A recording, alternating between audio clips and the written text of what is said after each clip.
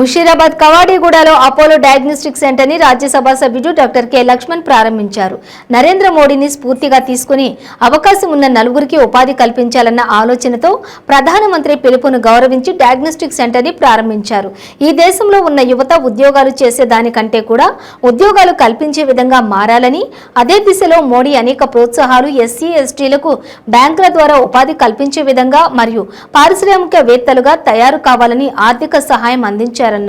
అన్ని రంగాలలో యువతకు పెట్టుబడులు కనిపిస్తున్నందుకు మన భారతదేశం గర్వపడేలా ఉందన్నారు. 10,000 స్టార్టప్స్ చదువుకునే వారికి యువతకు దాదాపుగా 9 సంవత్సరాలు 100కు పైగా యూనికార్న్లు ఆర్థికంగా 5వ స్థానంలో ఉందని, విప్లవమైన మార్పులు తీసుకుని వచ్చిందని, దాదాపుగా 9,000కు పైగా జెనరిక్ మెడికల్ షాపులు సామాన్యులకు అందుబాటులో ఉండే ధరలు చేపట్టారని వివరించారు.